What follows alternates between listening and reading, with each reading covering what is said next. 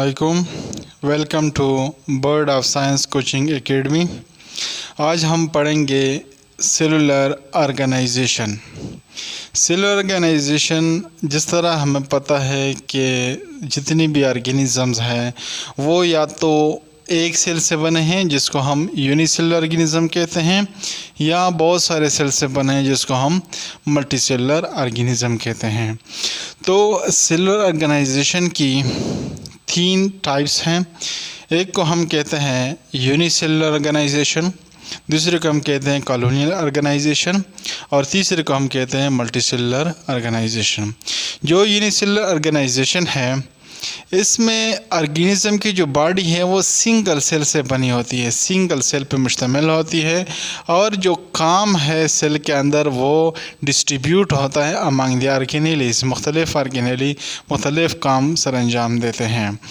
और जो single cell organism है या यूनिसेलुलर ऑर्गेनाइजेशन है, इसमें जो ऑर्गेनिज़म जो सेल है वो जितनी भी लाइफ के वाइटल एक्टिविटीज़ है उसको सर अंजाम देते हैं। जितनी भी लाइफ प्रोसेसेस हैं वो उसी सेल के अंदर होते हैं, जैसा कि रिस्पायरेशन हो गया, डाइजेशन, एक्सक्रीशन, रिप्रोडक्शन वगैरह। तो ये जितने भी प्रोसेस है वो एक ही सेल के अंदर मौजूद होते हैं, और मुख्तलिफ़ किस्म के जो सेल के अंदर जो पार्ट्स हैं, ऑर्गेनेलीज़ हैं, वो इसको सर अंजाम देते हैं। और जो यूनिसेलुलर ऑर्गेनाइजेशन में जो ऑर्गेनिज़म शामिल है वो इंडिपेंडेंटली एक दूसरे पर वो डिपेंड नहीं करते, वो इंडिपेंडेंट होते हैं। और इसकी एग्ज़ाम्पल है अमीबा, क्लेमाइडोमोनास और यूग्लिना। इसकी एग्ज़ाम्पल्स हैं यूनिसेलुलर ऑर्गेनाइजेशन के। नेक्स्ट है हमारे पास कॉलोनियल ऑर्गेनाइजेशन। कॉलोनियल ऑर्गेनाइजेशन भी यूनिसेलुलर ऑर्गेनिज़म पे मुश्तमिल होता है। इसकी एग्ज़ाम्पल है वोल्वॉक्स। वोल्वॉक्स जो है ये ग्रीन एल्गा है जो पानी के अंदर रहते हैं।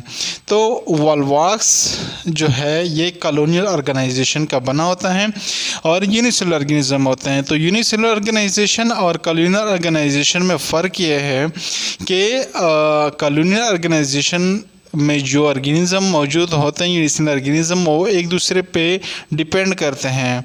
ये एक दूसरे के बग़ैर नहीं रह सकते, वो डिपेंड करते हैं एक दूसरे पे। और जो वोल्वॉक्स की एग्ज़ाम्पल है तो 100 ऑफ वोल्वॉक्स मिलके एक स्मॉल कॉलोनी बनाते हैं, और फिर वो स्मॉल कॉलोनी मिलके एक बिग कॉलोनी बनाते हैं। तो ये एक दूसरे से इंडिपेंडेंटली नहीं रह सकते, और जो फंक्शन है सेल के वो परफॉर्म करते हैं। ये हर एक सेल जो है सेल के कॉलोनी के अंदर वो एक ख़ास फंक्शन जो उसका होता है उसको वो परफॉर्म करते हैं, और एक दूसरे के बग़ैर वो नहीं रह सकते।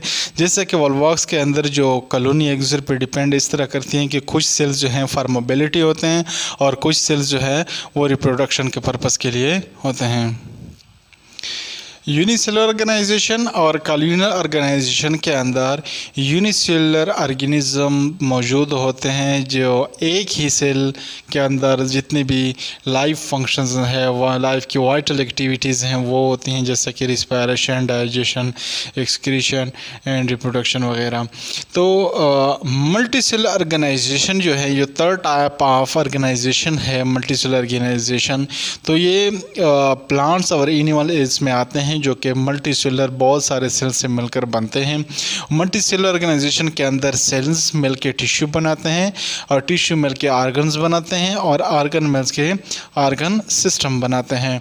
तो अगर प्लांट में हम एग्जांपल देखें तो मस्टर्ड प्लांट जो है जो मल्टीसेलुलर ऑर्गेनाइजेशन का है, तो इसमें वेजिटेटिव ऑर्गन्स होते हैं और रिप्रोडक्टिव ऑर्गन्स होते हैं। वेजिटेटिव ऑर्गन्स जो है इसमें रूट, स्टीम, लीव और ब्रांचेस आ जाते हैं, और जो रिप्रोडक्टिव ऑर्गन है उसमें प्लांट फ्लावर्स आ जाते हैं। नेक्स्ट अगर हम एनिमल के अंदर एग्जांपल देखें तो वो है फ्रॉग। फ्रॉग के अंदर मुख्तलिफ सिस्टम्स मौजूद हैं, जैसा कि digestive system, respiratory system, nerve system, reproductive system and blood circulatory system. तो मल्टीसेलुलर ऑर्गेनिज़म जो मल्टीसेलुलर ऑर्गेनाइजेशन है उसमें मुख्तलिफ सेल मिल के टिश्यू बनाते हैं, फिर टिश्यू से ऑर्गन्स बनते हैं, ऑर्गन से फिर ऑर्गन सिस्टम, और ऑर्गन सिस्टम मिल के एक पूरा ऑर्गेनिज़म बनाते हैं। तो मल्टीसेलुलर ऑर्गेनाइजेशन